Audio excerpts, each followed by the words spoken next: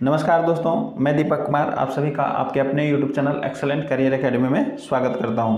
दोस्तों, आज हम लोग इस वीडियो में जनरल साइंस के क्वेश्चंस को डिस्कस करने वाले हैं और ये जो जनरल साइंस का जो सीरीज चल रहा है उस सीरीज़ का हम लोग आज ये सेट नंबर 21 रहने वाला है। इसके पहले 20 सेट जो है वो आपको इस चैनल के प्लेलिस्ट में मिल जाएगा। आप जा करके भी सभी वीडियोज़ को ज़रूर देखें क्योंकि उसमें भी यही सारे इंपॉर्टेंट क्वेश्चंस को कलेक्ट करके वहाँ पर आपको एक्सप्लेन किया गया है। ठीक है, तो देखिए दोस्तों, यहाँ पर आप किसी भी एग्ज़ाम की तैयारी कर रहे हो जिसमें जनरल साइंस का क्वेश्चन पूछा जाता है, चाहे वो झारखंड सचिवालय हो, उत्पाद सिपाही, झारखंड पुलिस या झारखंड दरोगा या अन्य कोई भी एग्ज़ाम हो जिसमें जनरल साइंस का क्वेश्चन पूछा जाता है, तो उस एग्ज़ाम के लिए ये वीडियो काफ़ी ज़्यादा हेल्पफुल रहने वाला है। इसमें वही क्वेश्चंस को डिस्कस किया गया है जो एग्ज़ाम में पूछे जा चुके हैं और जो क्वेश्चंस बार बार जो है एग्जाम में वो रिपीट होता है। तो चलिए दोस्तों, बिना देरी किए हुए हम लोग चलते हैं, हम लोग सारे क्वेश्चन को एक एक करके देखते हैं।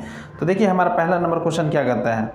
हमारा पहला नंबर क्वेश्चन कहता है, मछली के हृदय में कितने कक्ष होते हैं। ये मछली के हृदय में कितने कक्ष होते हैं, तो इसका राइट आंसर होगा 2। मछली के हृदय में 2 कक्ष होते हैं, तो आप इसे याद रखेंगे। चलिए दोस्तों, अब हम लोग थोड़ा सा एक और इन्फॉर्मेशन हम लोग ले लेते हैं कि मनुष्य के हृदय में कितने कक्ष होते हैं। तो मनुष्य के हृदय में 4 कक्ष होते हैं, आपको याद रखना है। मनुष्य के हृदय में 4 कक्ष होते हैं। मनुष्य या कोई भी स्तनधारी जीव या पक्षी वर्ग का कोई भी जीव है, ठीक है, तो उसमें 4 मतलब कोष्ठक होते हैं उसके हृदय में, तो आपको ये याद रखना है। चलिए हम लोग नेक्स्ट क्वेश्चन चलते हैं। हमारा अगला क्वेश्चन,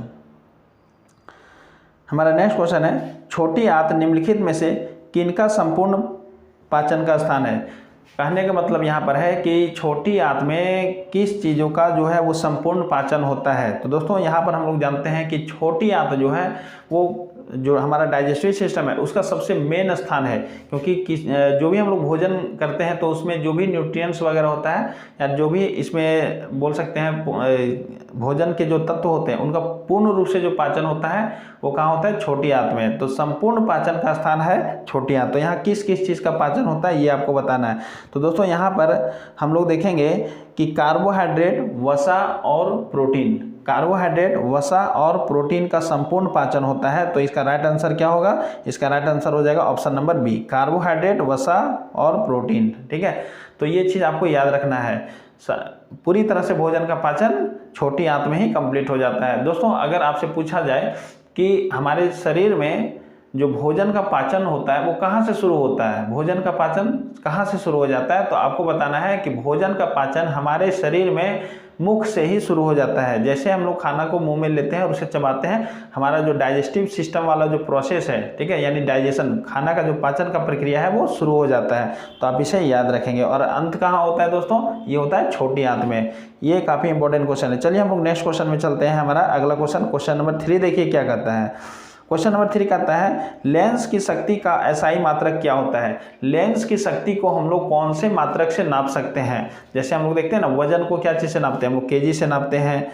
टेम्परेचर को हम लोग क्या चीज़ से नापते हैं, डिग्री सेल्सियस या फ़ारेनहाइट या केल्विन, ये सब से हम लोग नापते हैं। उसी तरह लेंस जो है, लेंस की शक्ति को हम लोग किस चीज़ से नापेंगे, है ना, तो यही बात है। तो लेंस की शक्ति का एसआई मात्रक जो है वो क्या होगा दोस्तों, इसका राइट आंसर होगा डायोप्टर। लेंस की शक्ति का एसआई मात्रक डायोप्टर, जिसको डी से दिखाया जाता है, आप इसे याद रखेंगे। लेंस की शक्ति का मात्रक क्या होता है, डायोप्टर, इसको डी से दिखाया जाता है, कैपिटल डी से। दोस्तों, अगर हम देखें कि लेंस की शक्ति का अगर आपको फॉर्मूला पूछ दे, तो लेंस की शक्ति का फॉर्मूला, जिसको हम लोग शक्ति को पी से डिनोट करते हैं, इसका फॉर्मूला होता है 1/f। और f क्या है कि उस लेंस का फोकल लेंथ, उस लेंस की फोकस दूरी। और ये फोकस दूरी जो है वो हमेशा क्या चीज़ में होना चाहिए, मीटर में होना चाहिए। किस में होना चाहिए, मीटर में होना चाहिए। किस चीज़ में होना चाहिए, मीटर में होना चाहिए। ये चीज़ आपको ध्यान में रखना है। चलिए, तो इसका राइट आंसर तो आपको मालूम हो चुका है, यहाँ पर क्या होगा, डायोप्टर। दोस्तों, यहाँ पर आप देखेंगे न्यूटन, न्यूटन जो है वो बल का एसआई मात्रक है। और यहाँ पर केल्विन देखेंगे तो केल्विन जो है वो ताप का एसआई मात्रक है। पास्कल हम लोग देखेंगे तो ये प्रेशर का एसआई मात्रक है। तो इतना बात जो है वो आपको ध्यान में रखना है। चलिए हम लोग नेक्स्ट क्वेश्चन चलते हैं। हमारा क्वेश्चन नंबर 4 देखिए क्या कहता है। कहता है, फोटोट्रॉपिज्म में कार्बन निम्नलिखित में से किसमें रूपांतरित हो जाता है? फोटोट्रॉपिज्म, यानी कि जो फोटो सिंथेसिस वाला जो प्रोसेस होता है उसमें हम लोग देखते हैं कि पेड़ पौधे क्या करते हैं, कार्बन डाइऑक्साइड को गेन करते हैं अपना भोजन बनाने के लिए, तो उसमें जो कार्बन होता है वो किस रूप में बदल जाता है, ये आपका क्वेश्चन है। तो हम लोग देखते हैं कि पेड़ पौधे कार्बन डाइऑक्साइड लेते हैं और उसका कार्बन यूज करते हैं, और वो कार्बन किस चीज़ में बदल देते हैं? वो ग्लूकोज में बदल देते हैं। किस चीज़ में बदल देते हैं? ग्लूकोज में। ठीक है, तो हम लोग देखेंगे अब यहाँ पर आपका आंसर तो यहाँ मिल चुका है, ग्लूकोज। ग्लूकोज का अगर पूछा जाए केमिकल फार्मूला आ भी सकता है, मोस्ट इंपॉर्टेंट होता है ये। ठीक है, तो C6H12 और O6 आप इसे याद रखेंगे। ग्लूकोज का फार्मूला क्या होता है? C6H12O6। इतना बात जो है वो आप इसे याद रखेंगे। चलिए हम लोग नेक्स्ट क्वेश्चन में चलते हैं। हमारा अगला क्वेश्चन देखिए क्या करता है। हमारा अगला क्वेश्चन है उच्छेदन के दौरान डायफ्राम क्या होता है? दोस्तों उच्छेदन कहने का मतलब है कि हम लोग जब सांस छोड़ते हैं, ठीक है, जब हम लोग सांस छोड़ते हैं, कहने का मतलब क्या है कि जब हम लोग कार्बन डाइऑक्साइड को बाहर फेंकते हैं, या आप तो समझ ही रहे हैं क्योंकि ये सब हम लोग के बॉडी से रिलेटेड ये सब जुड़ा हुआ है। तो जब हम लोग सांस छोड़ते हैं तो हमारा डायफ्राम जो है वो क्या होता है? हमारा डायफ्राम सिकुड़ता है। ठीक है, जब हम लोग सांस लेते हैं तो हमारा डायफ्राम क्या होता है? फैलता है। ठीक है, और जब सांस छोड़ते हैं तो हमारा डायफ्राम क्या होता है? सिकुड़ता है। तो इसका राइट आंसर क्या होगा? Option number A. Option number A जो है इसका राइट आंसर होगा। डायफ्राम क्या होता है? सिकुड़ता है। चलिए अब हम लोग नेक्स्ट क्वेश्चन में चलते हैं। हमारा अगला क्वेश्चन, दोस्तों हमारा अगला क्वेश्चन देखिए, क्वेश्चन नंबर 6 क्या कहता है? क्वेश्चन नंबर 6 कहता है शुद्ध पानी का पीएच मान कितना होता है? दोस्तों शुद्ध पानी का पीएच मान, तो दोस्तों पीएच मान ये जो है पीएच स्केल एक होता है। पीएच मान पूछ रहा है, मतलब वो पीएच स्केल से पता चलता है किसी भी वस्तु का पीएच मान कितना है, तो उसे वो पता करने के लिए पीएच स्केल होता है। ठीक है, वो बताता है कि किसका पीएच मान कितना है, और पीएच मान से कोई भी चीज़ का एसिड या बेस होने के बारे में हम लोग जान सकते हैं।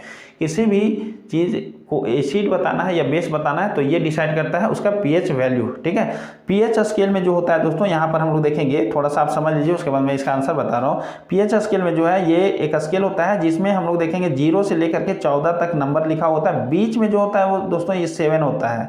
तो 7 से कम अगर किसी का पीएच मान है, 7 से कम, तो वो एसिड होता है। क्या होता है? एसिड होता है। ठीक है, एसिड। यहाँ लिखने में थोड़ा प्रॉब्लम हो रहा है, अब इसे मैनेज कर लेंगे। ठीक है, और अगर हम लोग देखेंगे 7 से ज़्यादा होगा तो इसे हम लोग बेस बोलते हैं। क्या बोलते हैं? बेस। बेस मतलब हो गया क्षार, एसिड मतलब होता है अम्ल। इतना बात आपको क्लियर हो गया दोस्तों। तो अब देखेंगे यहाँ पर जो 7 आएगा उसका, अगर जिसका पीएच वैल्यू 7 है वो न्यूट्रल होता है। न्यूट्रल मतलब उदासीन, ना ही तो वो एसिड है ना तो बेस है। ठीक है, तो शुद्ध पानी जो होता है ना वो उदासीन होता है नेचर में, ना ही तो वो एसिडिक होता है ना ही तो बेस होता है। तो इसका पीएच वैल्यू 7। तो यहाँ आपका आंसर मिल गया। यहाँ पर क्या होना चाहिए? पीएच, शुद्ध पानी का पीएच वैल्यू कितना होना चाहिए? 7 होना चाहिए। ठीक है, चलिए और देखिए दोस्तों, ये पीएच स्केल के बारे में आपको थोड़ा सा आइडिया लग गया होगा। ठीक है, अगर 7 से ज़्यादा हो गया तो हमारा ये जो मटेरियल का नेचर होगा वो बेस होगा, 7 से कम है तो एसिड होगा। दोस्तों यहाँ पर एक क्वेश्चन और आपका बन सकता है। देखिए पीएच का फुल फॉर्म पूछा गया है एग्जाम में। ठीक है, एग्जाम में ये आ चुका है। तो पीएच का फुल फॉर्म क्या होता है? तो इसका होता है पोटेंशियल ऑफ हाइड्रोजन। आप इसे याद रख लीजिए, हाइड्रोजन आयन। ठीक है, या पोटेंशियल ऑफ हाइड्रोजन आप बोल सकते हैं। ठीक है, पोटेंशियल ऑफ हाइड्रोजन आयन, ये क्लियर है? तो पोटेंशियल ऑफ हाइड्रोजन आयन। तो चलिए अब हम लोग देखते हैं अगला क्वेश्चन।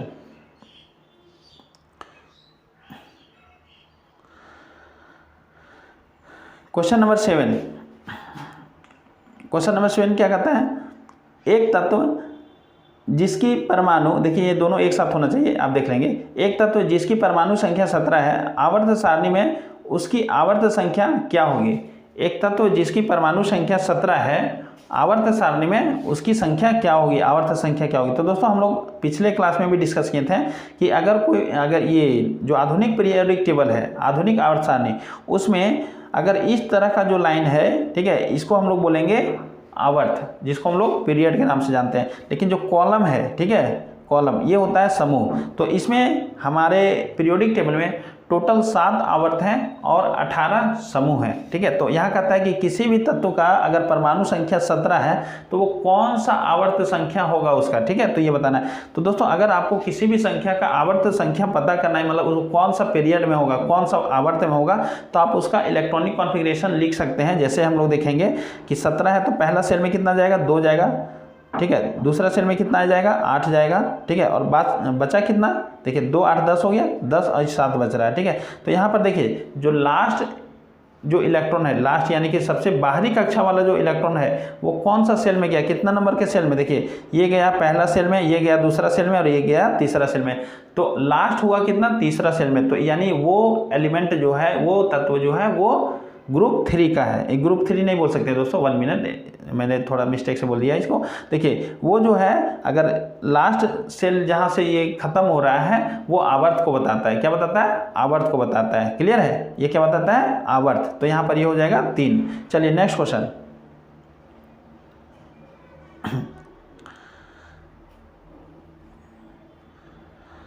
हमारा अगला क्वेश्चन देखिए कहता है निम्नलिखित में से कौन सी गैस ग्लोबल वार्मिंग में मुख्य भूमिका निभाती है। ग्लोबल वार्मिंग में कौन सी गैस जो है वो महत्वपूर्ण भूमिका निभाती है।